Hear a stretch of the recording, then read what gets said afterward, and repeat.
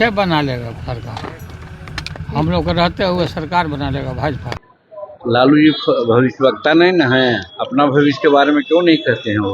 देखिए, लालू जी जिन दिनों पूरे फॉर्म में थे, गरज रहे थे बिहार में घूम घूम कर, उन दिनों तो उनकी पार्टी की सीट 22 तक सिमट कर आ गई थी। राजद सुप्रीमो लालू प्रसाद यादव के बयान के बाद बिहार का सियासी पारा हाई है। लालू प्रसाद यादव ने कहा था कि हमारे रहते बीजेपी बिहार में कैसे सरकार बना लेगी।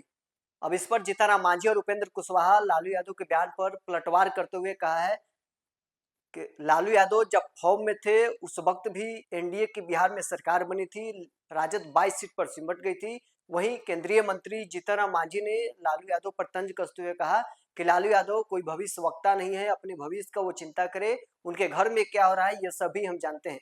क्या कुछ उपेंद्र कुशवाहा और जीतनराम मांझी कह रहे हैं, सबसे पहले उनका बयान सुनिए। है कि बिहार में उनके रहते भर में बीजेपी की सरकार नहीं बनेगी। लालू जी भविष्यवक्ता नहीं ना है, अपना भविष्य के बारे में क्यों नहीं कहते हैं वो? अपना भविष्य के बारे में बोलते कि हाँ उनको क्या होगा और उनके घर में क्या हो रहा है ये भी हमने सुना है। तो किसी के बारे में भविष्य क्या कर सकते हैं?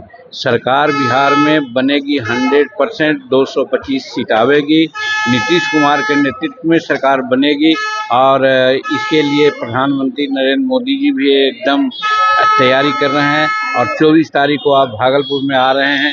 आप देख रहे हैं कि बिहार को और कुछ मिलेगा। मांझी जी, आप नीतीश जी के साथ लंबे समय से काम किए, उनके पुत्र को लेकर अब कहा जा रहा है कि राजनीतिक में आएंगे और हरदौर से वो चुनाव लड़ सकते हैं। अब कहा जा रहा है कि न कहा जा रहा है उसके बारे में मैं कुछ नहीं कहता हूं, लेकिन कोई भी आदमी बिहार का नागरिक है, उसको राजनीति में आने का अधिकार है। आप लोग मणिपुर में राष्ट्रपति शासन लागू कर दिया गया है।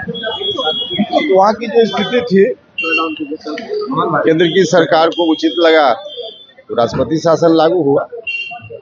वहाँ व्यवस्था को ठीक करने के लिए ये जरूरी था, इसलिए ऐसा हुआ। लालू प्रसाद यादव कह रहे हैं कि हमारे रहते भर में बिहार में बीजेपी की सरकार नहीं बनेगी। देखिए, लालू जी जिन दिनों पूरे फॉर्म में थे, गरज रहे थे बिहार में घूम घूम कर, उन दिनों तो उनकी पार्टी की सीट 22 तक सिमट कर आ गई थी।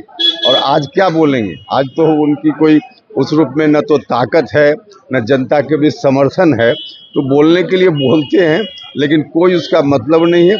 एनडीए की सरकार ही अगली बार आएगी, जो इस बार विधानसभा का चुनाव होना है, दुनिया की कोई ताकत नहीं रोक पाएगी।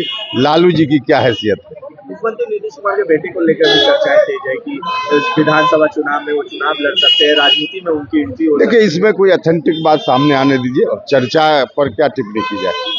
बिल को लेकर के लगातार आज रिपोर्ट भी पेश किया गया है। देखिए, जेपीसी की रिपोर्ट सदन में आज पेश हुई है, उसके बाद उस पर फिर बहस होगी, वाद विवाद होगा और उसके बाद सरकार के प्रस्ताव के हिसाब से अंत में जो पार्लियामेंट तय करेगा वो फैसला होगा। तो अभी आपने सुना केंद्रीय मंत्री जीतनराम मांझी क्या कुछ कह रहे थे, साथ ही राज्यसभा के सांसद उपेंद्र कुशवाहा क्या कुछ कह रहे थे। केंद्रीय मंत्री जीतनराम मांझी ने लालू यादव पर तंज कसते हुए कहा कि लालू यादव कोई भविष्य वक्ता नहीं है, उनके घर में क्या हो रहा है ये सभी हम जानते हैं, पहले अपना भविष्य की चिंता करें। साथ ही नीतीश कुमार के बेटे निशांत की राजनीति में एंट्री को लेकर जीतनराम मांझी और उपेंद्र कुशवाहा ने क्या कुछ कहा है आपने सुना है। बहरहाल इस क्रम में इतना ही, आप बने रहे न्यूज़ 4 नेशन के साथ।